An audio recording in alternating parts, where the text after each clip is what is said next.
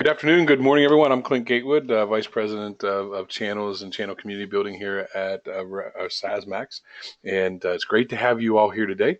I'm joined by Michael McKenna from SmartCloud, who is in Ireland at the moment, so getting a little bit longer in his day than mine, as well as Dina Moskowitz is joining us today as CEO of SaaSMAX. Great to have you on for our Partner Perspectives, our monthly webinars we do, where we get together with your peers and talk about how they're being successful with the cloud. Just a bit of a format, a bit of bookkeeping up front. All of you are on mute today. Too many people in and get too much noise, so everyone's going to be on mute today. We're going to do our presentation, do a question and answer. If you have questions, please put them in the question box. There's a little button there, and you can click it and put in your questions. If they're pertinent to the information we're covering at that point in time, we will go ahead and cover that at that point in time, but most of the questions will wait till the end. So use the text box that's here in GoToWebinar. Ask all your questions. Any question you have, someone else is probably thinking it, so please put it in. At the end, after we get done with the presentation, please take a moment to take the survey. It's just some great information we'd like to collect. It won't take you very long, 30 seconds. We'd greatly appreciate it. The event will be recorded, so in the event that you had colleagues or someone else, or you have to drop off yourself, then you can find it on YSAS. And we'll be sending an email to everyone letting you know that it's been put up on the servers. So hold on. We're going to go fast here and get some good learning done. Next Partner Perspective is on February 26th at 1 p.m. Eastern, 10 o'clock Pacific, as usual. Got a couple great ladies coming on. So you'll be getting some information about that particular event coming up on February 26th, but mark your calendars now. Some great information coming from those two lovely ladies.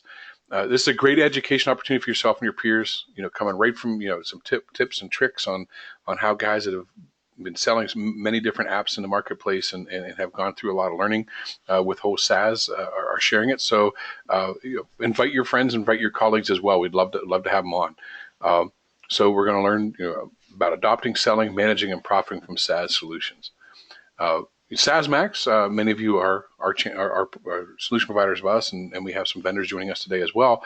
But we connect B2B cloud software solutions with the right partners and vice versa. So we do a lot of matching between the companies. So for more information, you can also get a hold of me, and I'll be contacting you after the event today.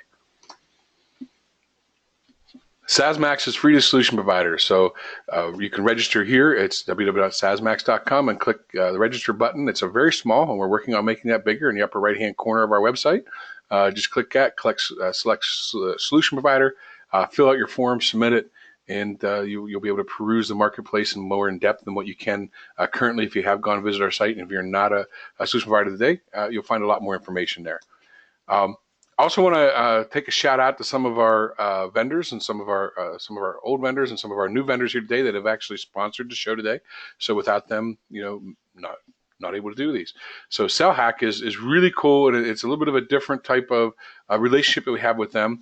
But SellHack really helps you automate your prospect list building through LinkedIn. Clicking and searching, add names, contact information, emails right into a list real quick. It verifies the email and phone number, so it's really helping you build those lists out quickly. You can export the data to Salesforce if you're using Salesforce, and I put date, and that's why I said date before, but it's data to Salesforce. Or you can download the CSV to upload it or use it as a spreadsheet. It allows your sales reps or your clients. It's also a great resale opportunity for you. So sales reps can spend more time selling and not building lists. So it's a product that we use at SaaSMAX a lot.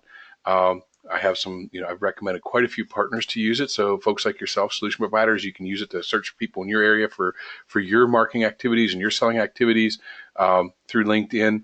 And you can also provide it to your clients, and you can make some money from it. Or you can get free credits to use for yourself, and I take the free credits myself.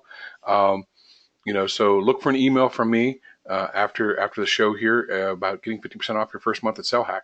Well worth it. So thank you, SellHack, for sponsoring us today. Also, CoreDAO, a great sponsor and a great vendor of ours. Partners love them. They're doing well with our channel base. They're a white labeled unified communication service.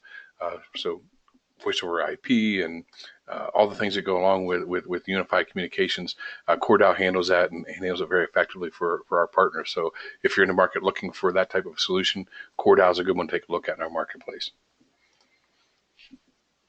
Okay, so on to introductions and to the meat of the show. So I'd like to introduce Michael McKenna, CEO of SmartCloud. I'm very happy to have him here today. So Michael, do you want to introduce yourself? Hi everybody, Mike McKenna here from Dublin in Ireland. I'm the founder and CEO of SmartCloud. We're a cloud solutions provider based in Dublin. Our primary area of business would be kind of Irish SMEs or SMBs. I'm not quite sure what the terminology is in the States, but really there's a bit of a difference between the States and Ireland just in terms of market size. And so an SME in Irish terms is probably a micro business in North American terms. So our kind of sweet spot customers would, I'd like to say, in the 5 to 500 range, but in reality it's probably more the 3 to 50 in terms of number of seats or number of employees. A bit about myself. I'm very much a generalist. My original degree was in economics. I then did a degree in financial information systems, which was kind of the interface of computing or IT and the business, and standing in the middle. So that's kind of where I come from, and I found that perspective to be really, really useful, particularly in the selling and supporting of SaaS applications, because really what you're trying to do now, as maybe what's been different to before, is trying to take an overview of your client's business and see how you can help them drive the business and improve the business. And really you need to step back away from the pure technology and look at more holistically at the business and what they want to achieve. How I got involved in cloud, it's a bit of a long story. Well, not a long story, but a convoluted one. I set up a company called Contact Technologies. We were a Sage reseller, and we were focused on ACT, the kind of entry-level CRM that salespeople have been using for over 20 years now. So that was about 2001. We took that through to about 2009, 2010, after the market had crashed over here. I gone through some kind of personal changes, life changes. My son had become very sick. I was pretty worn out doing what I was doing, a traditional VAR arrangement, and I'd wound down the business, and I was prepared to take a 6-month sabbatical and go abroad, just recharge the batteries. As I said, my son had been a little bit sick. He'd gone through chemo. We thought he was right through it.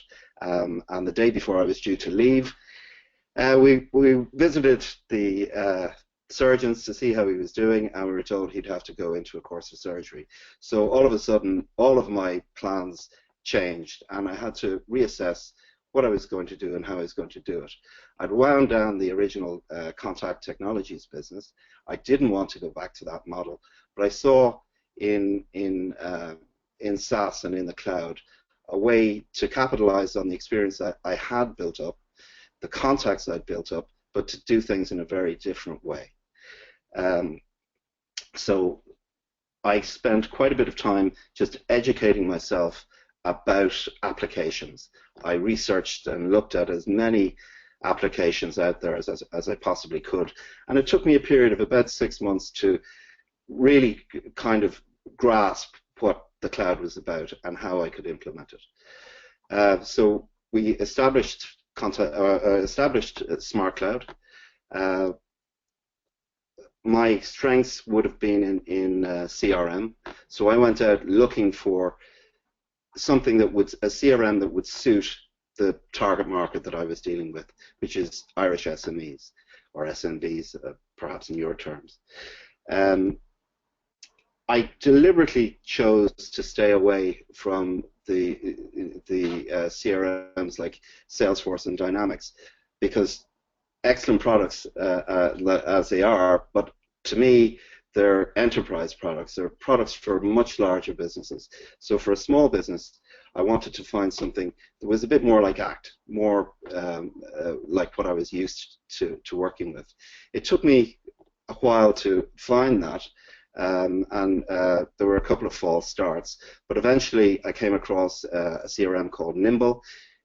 It was established by a guy called John Ferrara, who is one of the kind of doyens, I suppose, of the CRM industry. He had established Goldmine, which was an ACT competitor back in the day, and he'd sold Goldmine and was coming back into the market with Nimble. So we've been working with Nimble, and that would have been the first toe in the water with SaaS.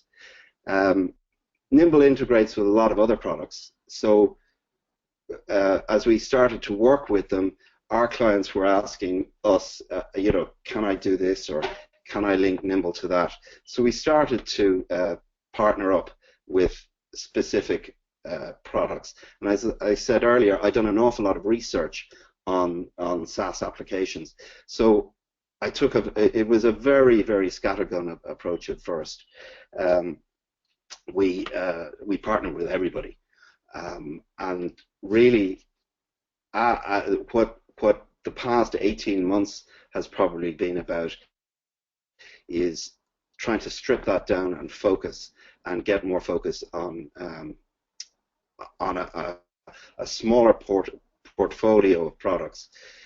The idea in my head is that we will have a portfolio of products that support about 80% of the needs of 80% of the small businesses that we deal with, and then that we'll know where to go to find the point solutions that the other 20% might require. And do a lot of your clients, do they fit in like a vertical? We talked about the average employee size. Are you verticalizing some of your selling, or are you just going after any small business? We will go after any small business, and that's the way we've done it in the past. I think this year is a year I'd like to focus on a couple of verticals. One of the products well, maybe I should say some of the products that we're actually partnering with. With CRM, the decision not to go down the route of going for the obvious kind of brand names like Salesforce and Dynamics meant that I went out and tried to find 4 or 5 CRMs that they all do fundamentally the same thing, but each has their own strengths and weaknesses. Each has different bells and whistles. And so what I try and do is understand the requirements of the customer and then match those requirements to the most appropriate CRM. It's never going to be a perfect fit, but it's there or thereabouts, and it's usually more than good enough for people that we deal with. So the CRM products we are dealing with are Nimble, Zoho, ProsperWorks, and Pipeline Deals, and a practice management system called Clio for lawyers, legal firms. We were one of the first Dropbox for Business partners in EMEA. We have a relationship with Citrix, which I'm going to focus a bit more on this year. TalkDesk for a VoIP solution. This is the VoIP market here in EMEA is quite definitely underserved as opposed to the US, and I think there's a big opportunity for any of the SaaS vendors in that area to start addressing the European market, because nobody else is doing it. Synchro Team for field service, and Xero for accounting, and Zoho Books with accounting as well. Good. And then you're managing what, about 300 seats or so today? Around about, I was trying to work it out. So yeah, it's around about 300 seats, about 300, 350 seats, somewhere in that range, with about 30 active clients. Nice, excellent. And then you've done your testing, and you're making some money, and now you're expanding it, because it's you and a couple other people, and then as you grow the business, you'll be adding some people here soon. Yeah, it's primarily me, but I have a team, an outsourced team as well. So some people here in Ireland some out in India, who I can push work to. Hmm. So a lot of my work now, and increasingly what it's going to be, is it will be kind of project managing the virtual team and delivering the solution. So what I need to do is work with the client, understand the client requirements, and communicate those requirements to my team, and then ensure that the project is delivered to specification and on time. Great. And then whenever you're selecting new SaaS applications and you're looking at doing that, there's always a lot of, everyone looks for something a little bit different, but when looking for good SaaS applications, um, got the slide up here that we discussed here. Maybe you already talked about looking for apps that cover 80% of the needs of your clients. It covers 80% of the verticals of where most small businesses find themselves. Um, excuse me. What I find interesting, a lot of people have had on partner perspective is, they're really okay with, and they kind of like the commission only type model, because they don't have to do the AR and they don't have to do billing and those types of pieces. You take another attack on that. So you really prefer a wholesale model. You want to talk a bit about that, and then of course you can see the slide. Maybe talk a bit more about uh, what you look for in an app. Yeah, I think we had this discussion yesterday when we were preparing for today's session, and it sounds like maybe I'm taking a slightly contrarian view. Um, I totally get the idea that or that if you leave the billing to the SaaS provider, it reduces the complexity in your business. But I just feel that you're giving up more than you're getting in doing that. Uh, for a start, there's no visibility in your cash flow. I found that some of the SaaS providers can be very erratic in their payments. They may have committed to making payments, say, quarterly. They may not happen. It can go out well beyond the quarter. That being said, some of the others are absolutely spotless in the way that they work with the channel and make payments on time, and they're the ones, naturally enough, that I am inclined to focus on. So that is an extremely important thing. But to me, why I want to own the billing relationship with the customer is that I want to provide the customer with one bill. At the moment, really, when I leave a customer, they may have half a dozen bills, and it's difficult for them because they're paying a variety of different providers. It's also difficult for me because what I want to do is include a bill for my services, and I find it quite difficult to make the justification to add another bill into the mix. So what I would like to do is to be able to say to a client, right, your ongoing cost is going to be $100 a month per user, and in that $100 will be a percentage for me to cover my costs, my overheads, the support, and the ongoing kind of advice and investment that we make in our clients. Sure, exactly. Yeah, and when we talked about that yesterday, I don't think you're in a minority. A lot of the people that I have had on these shows preferred that particular billing model, which I was, kind of surprised about myself as we discussed.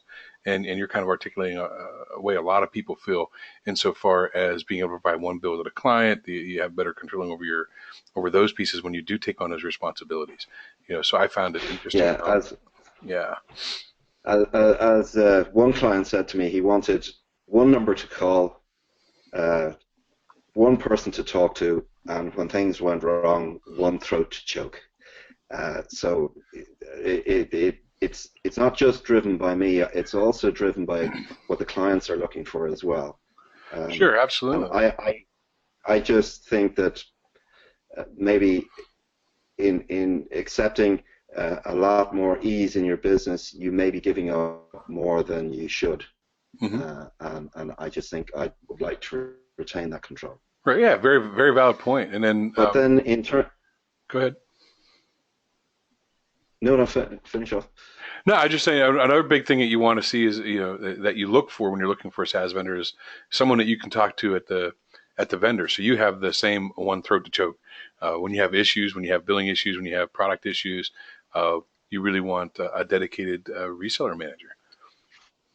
Yeah, and that is actually something that we're starting to see a lot more now.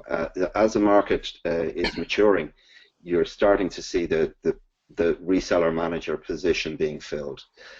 I think SaaS is a relatively immature market. The companies in it tend to be quite young. They have traditionally been focused on making direct sales themselves. They may not actually have the internal systems in place to support an indirect billing model. And it's a process of maturity. The more mature vendors tend to have all of that nailed down. But certainly some of the smaller ones, and some of the smaller ones are some of the more interesting ones, to be honest.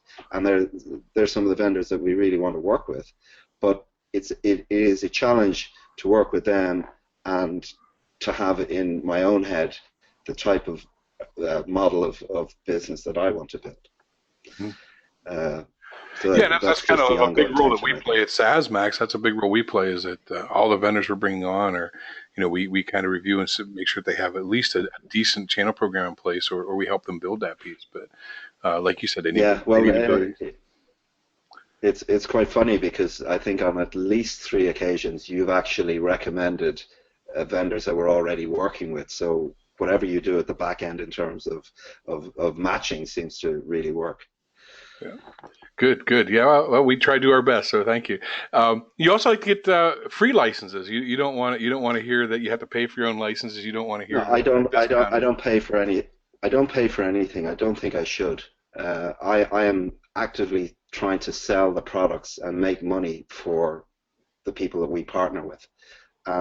It is very little skin off their nose to give me a 5 or 10 user license. It helps me and the people I work with understand the product, and ultimately it delivers a better service to the client because we know what we're talking about. I'm not really interested in kind of affiliate relationships where I'm just passing on leads, although we have done that and it's been quite profitable in 1 or 2 select situations. But generally what I want to do is eat our own dog food, or as you say here, drink our own champagne, so that we know the products that we're supporting and are in a position to support them properly. So we're like an outsourced sales team for the client. The SaaS vendor wouldn't expect their own salespeople to pay for their product, so why would they expect us to do it? That'd be certainly be my feeling on that.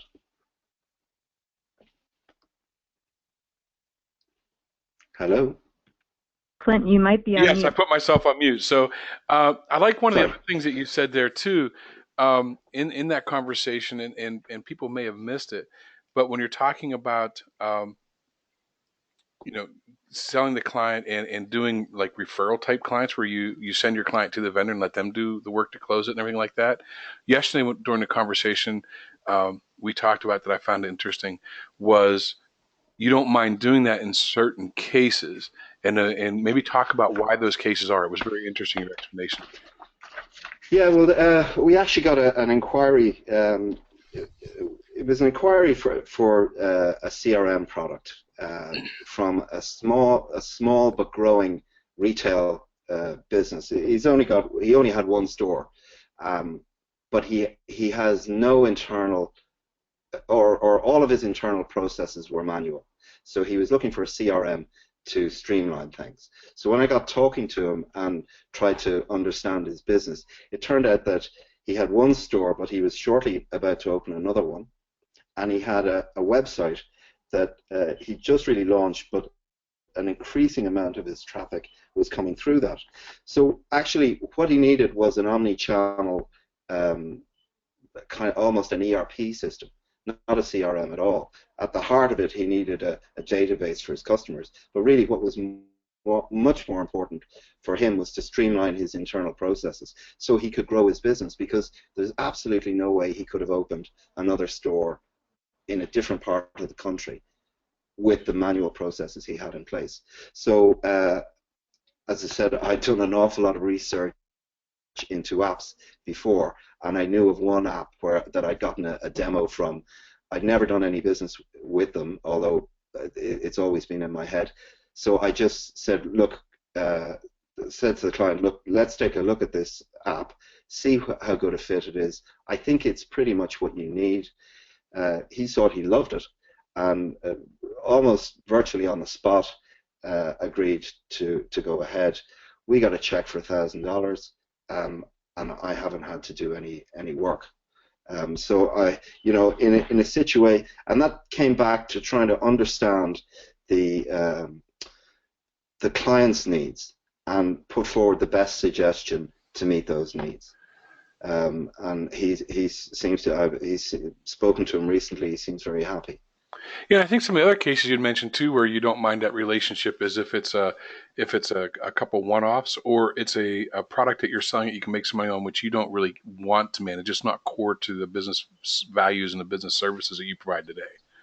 Yeah, well, that example was really true. We haven't really gotten into the e-commerce area, and the e-commerce was going to be a large component of what that particular business did, and a growing one as their website group.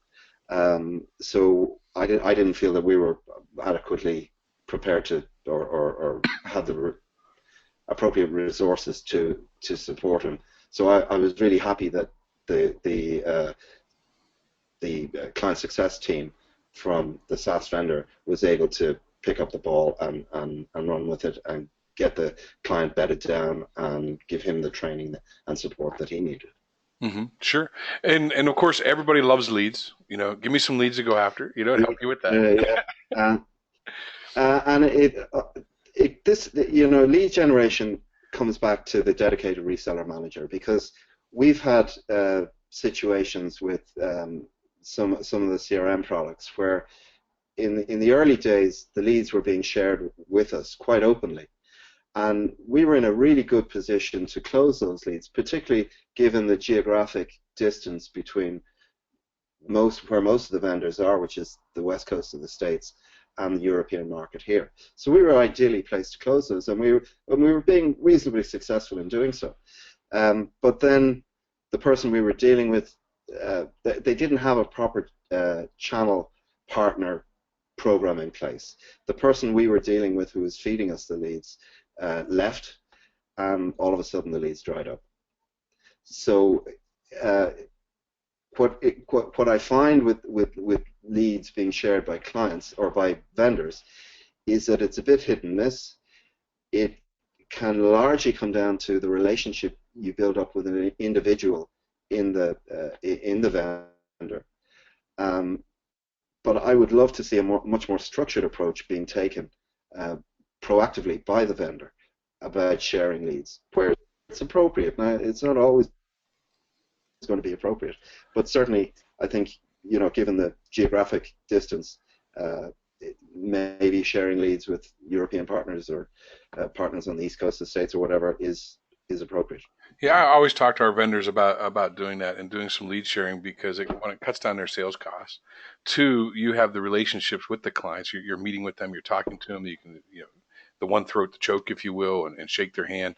So you can really close business. You're not just referring business in. You're not out there just knocking on doors to refer something. You're actually closing the business. So yeah, I think it's, vendors really have to look at that and think about those types of things as they're making their business. Another thing too is you're pretty strict about the commissions and how the commissions you need paid over the life of the customer that you're working with them. Yeah. If you think about a vendor business, it's not that different at its heart to if you look at financial model is not that different to the SaaS vendor. The reseller is not that different to the SaaS vendor. The main difference from the reseller point of view is that they can charge professional services fees, so that, which by and large the SaaS vendors don't charge. But also, we're trying to build up our monthly recurring revenue from a variety of commission on a variety of different products rather than just one product itself. And it's always just a small amount, but those small amounts build up over time. And if the SaaS vendor wants to work with a financially stable partner channel, then there has to be an investment in that, and I think it pays back to the vendor in the long run, because if they're only paying commission for a year, there's no opportunity for the reseller to build up that monthly recurring revenue, because it's disappearing every year. So you find that you're chasing your tail every month, and there's not a lot of financial stability in the business. Whereas if we can build up to a certain level where we know our costs are covered, or the rent is paid, that gives a lot more flexibility for the business and more ability to invest in the business, and that's all to the benefit of the vendor in the long run. But not all vendors necessarily take that approach. Yeah, I mean, I think that one of the largest areas, and I've been in the channel a long time, some of the largest areas of channel conflict come when there's a mismatch in the business model. Like you said, give me a couple, if it's just software, you can give me a couple pieces of that for free. The commission, same thing. We do a lot of talking, when we're helping vendors either build a channel program or reviewing it, to kind of put that in their mind too, that, vendors that have their reseller channel engaged in the reselling, resellers involved in, or company solution providers involved with the client, their renewals over ones that don't are 70% higher. They keep the clients longer. They get more renewals out of it. I think it's a balance between, for the vendor, it's a big balance between someone just building up a big insurance business and sitting back and collecting checks forever, without it driving any additional value in the relationship, to those that are being productive, and how do you continue to provide the lifetime customer commission while keeping your channel productive. So there is a balance there from the vendor's perspective, and we always talk to them, hey, look, it's all about what they're doing with your software, one, and two, you want to keep them selling, so put a few minimum standards there to continue to get those, and which I think is fair on that too. So, but yeah, it's a big point. But what if you go back to the lead sharing point, I might get shared a lead for a CRM product, but I go out and talk to the customer, and really what the customer requirement is not just CRM. Maybe he needs to upgrade his email to Google Apps, and he needs to integrate that with his CRM, and he wants his CRM to talk to his account system. All of a sudden, I'm in a position where I'm not doing a point solution sale. I'm doing an integrated solution, and the client, if he's happy with that integrated solution, if I've understood his needs correctly and delivered on them, he's going to be very reluctant to start pulling bits and pieces out of that solution. So it makes for a much stickier client in the long run, and it reduces churn for the SaaS vendors and has to be to their benefit. So, if you stand back and take a wider view of how you're working with the channel, I think there's great benefits there for everybody, because from that one CRM lead, I could put in 3 or 4 different products.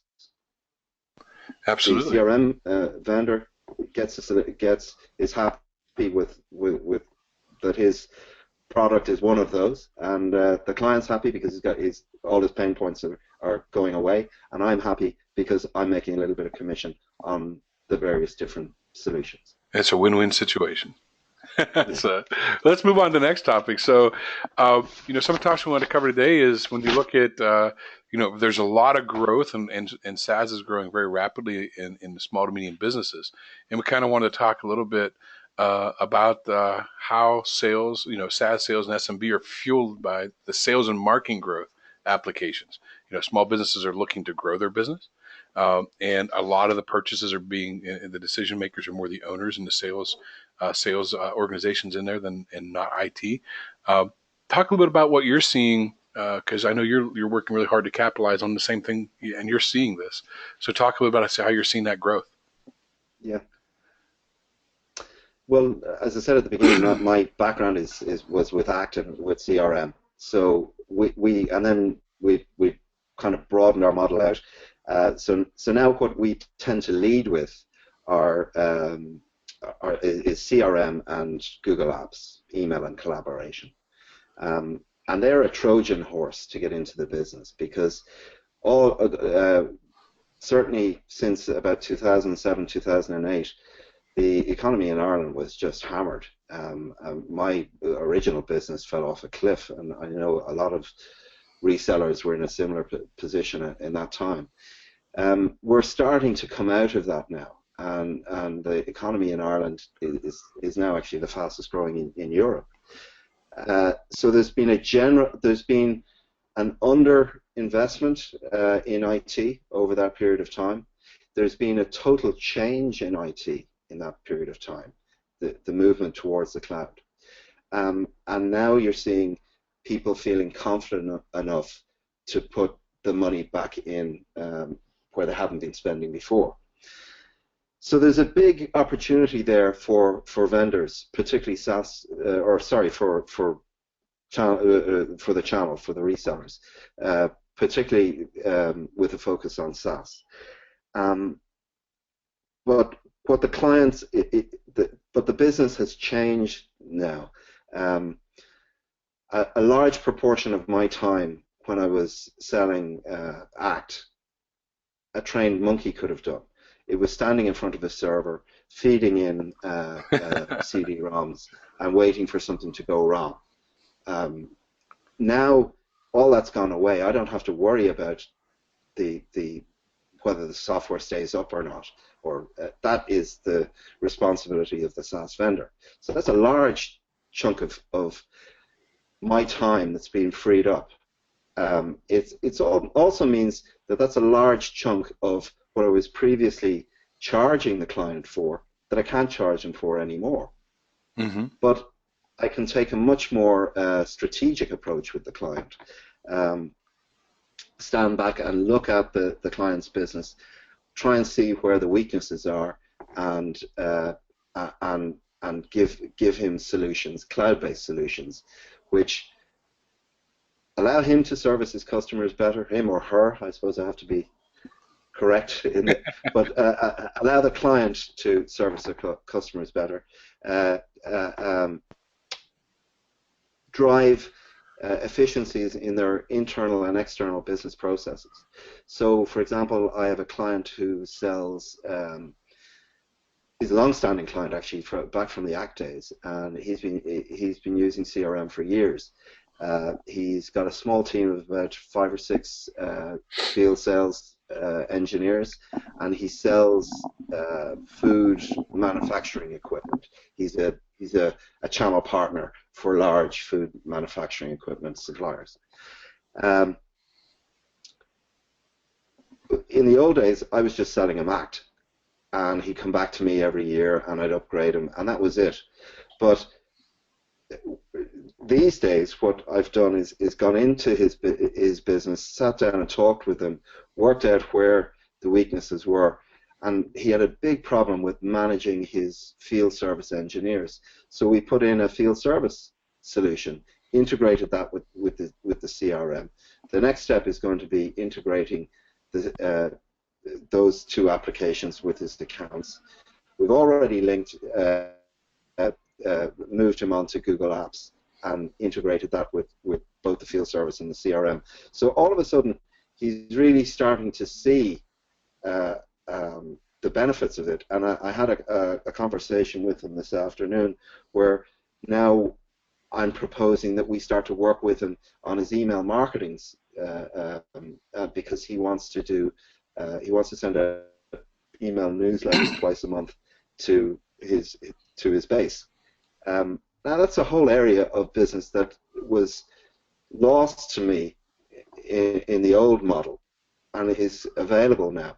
But it requires a completely different mindset, and you need to be the generalist. You need to be standing kind of back from the business and back from the IT, trying to see the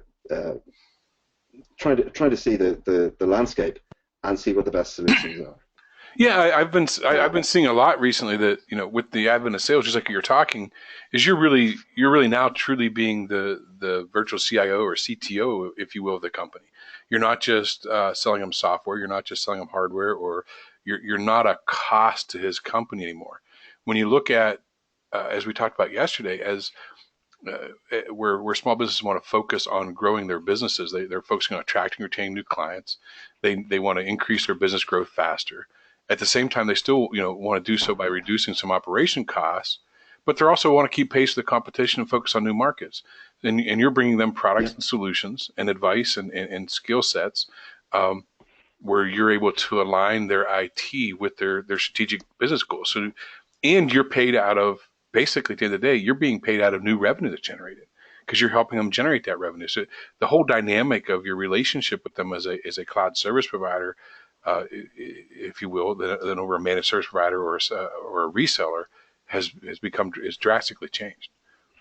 Well, as I said, I had a conversation with this particular client earlier today. His wife is his financial controller, and he said she is questioning him all the time on what he's spending. So he can't come back and say he's just spending more money on some more IT. He has to come back to her and say that, you know, I'm putting this money in here, and we're going to get more sales out there. And if he can do that, he's happy to do it and make that investment. And it means he has a much easier time at home because that's a true CFO for you there. I'll tell you. But that is what you were saying is precisely the conversation I had with him today. That if he can see, he's prepared to make the investment if he can see the return, and if he can justify that return to his stakeholders. Yep, exactly. In this case, the stakeholder was very close to home. Exactly, but she's looking out for him too. Yeah. But then again, if you flip things on its head and think of it from the client's point of view, the SaaS market is incredibly fragmented.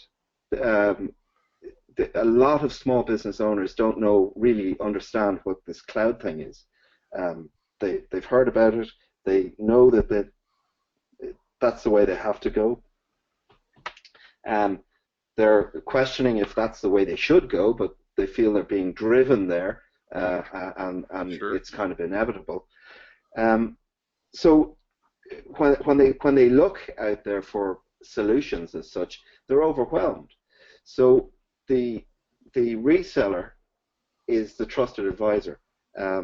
We analyze where their business is now. We try and understand where they want to be. We hold their hand while we help them to get there, and then after that we try and support them and ensure they're getting the most out of it, and then we iterate on that process again. Mm-hmm, exactly. Because certainly what I found the worst thing you can do, and luckily I did it for my brother, was I threw a whole pot. I said, oh, I know exactly what you need. You need this, and this, and I threw them all at him in one go. And he was totally overwhelmed. And over a beer, he said, you cannot do that to people again. You've got to take a much more incremental approach. So it has to be softly, and take your time. Introduce one solution. Make sure that that's bedded in. That the staff, and don't forget the staff and the training that's required. Make sure that the staff are trained properly, they're comfortable with the new solution, they're not overwhelmed by it, they're not scared by it. Let it bed in, then bring in the next one, do the same thing, then come back with the one after that. Sure. Don't Absolutely. throw everything at a person all at one time, because they just get overwhelmed. Yeah. But at the end of the day, you're really becoming, again, you're still that virtual CIO. I mean, you're finally attained that status where I think in some cases the managed services model for IT didn't quite hit that. But moving on, we got about 13 minutes left here or so. So we'll have to try and move through the other couple of slides here a little bit quicker. Sure. But when we talk about where small businesses want to spend their money and what you're doing, why should you care? I mean, what does it mean to solution providers out there? Can you talk a little about what that's meant to your business and Well, just run down through these points quickly then. not too quickly, but just just We're a little not faster. okay. we're not what I once was, which was just shifting boxes and maybe getting in to do a little bit of customization of a CRM for somebody. We're standing back and trying to look holistically at the client's business and identify where we can provide value. Not in just one solution, but in an integrated solution for people. So that fundamentally changes the relationship that you've got with your client. You're now not the IT guy. You're in some cases the CRM guy, the phone guy, the accounting provider, but not the accountant. You're doing marketing, and you're integrating all of these products together. So it means a much deeper relationship with the client, much more involved. You get into areas that were previously denied to you, and it means a couple of things. On a very personal level, you have to. It's much more important that you get on with your client, because you're not just shifting a box anymore. You really have to be. He has to trust you. He has to rely on you, and he has to feel that he's getting value. And you have to nurture that relationship as much as you can. So that kind of personal relationship with the client. I know it's always been important to nurture the relationship, but I think it's even more important now. So, bringing in for lunch, just becoming not only an advisor, but almost a friend. Right. And if you can do that with some of your key clients, I think that's a really strong area to work on. I think it gives you some good differentiation though too in the marketplace. You aren't that box pusher out there. You're not just a one-dimensional company. I still equate a lot of what you're saying as to being the CTO or CIO of the companies that you're working for, but it gives you something different that you can market. It gives you much more of a differentiation from a lot of your competition. Yeah, and a lot of what we're doing, particularly with the kind of products that we're selling, there's an immediate or there's a measurable change that goes on.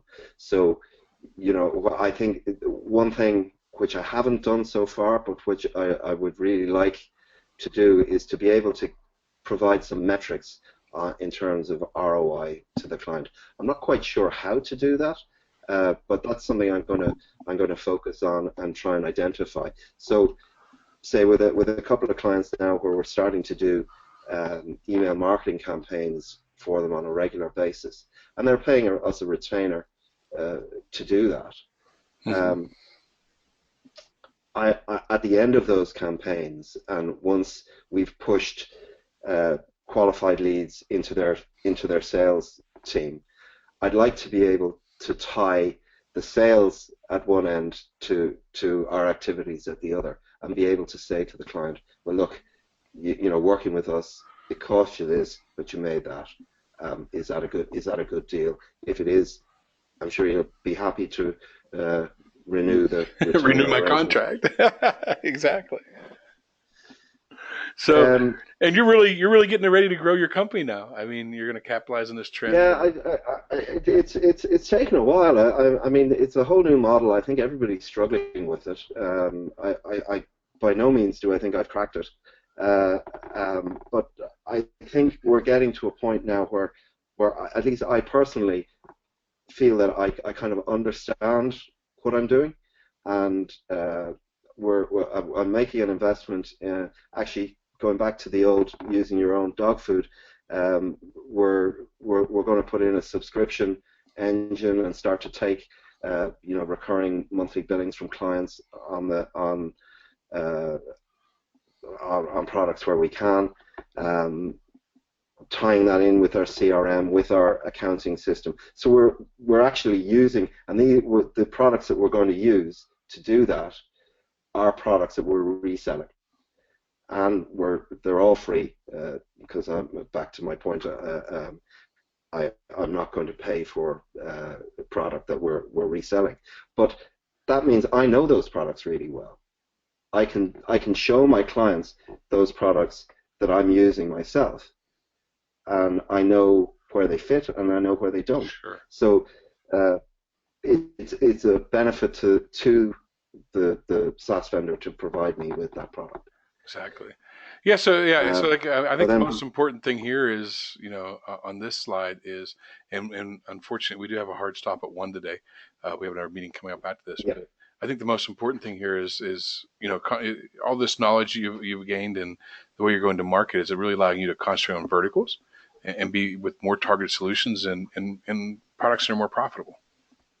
yeah. For well, the legal CRM that I mentioned earlier on, it's 3 or 4 times more expensive than your average entry level CRM. Mm-hmm. Uh, so it's much more valuable to me.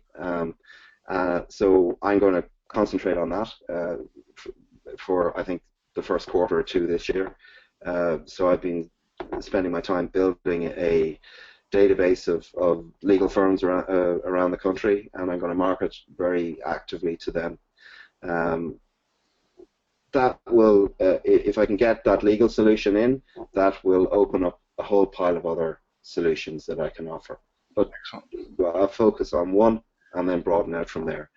Uh, I want to be more proactive in our marketing, and do webinars, more blogging, because I've been very hit and miss on the blogging.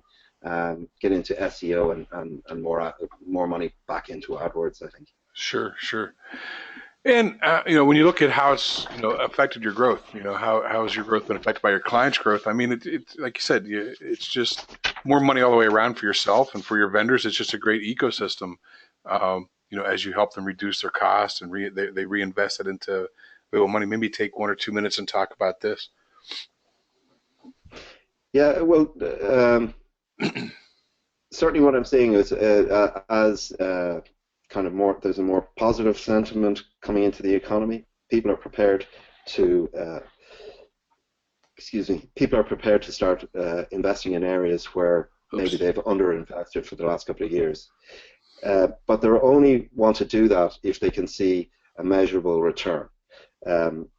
So what we can do is work with the client to help grow their revenues, and and at the same time help reduce their operating costs. So that should hopefully make them more profitable. We're starting to see that money getting reinvested back into the business.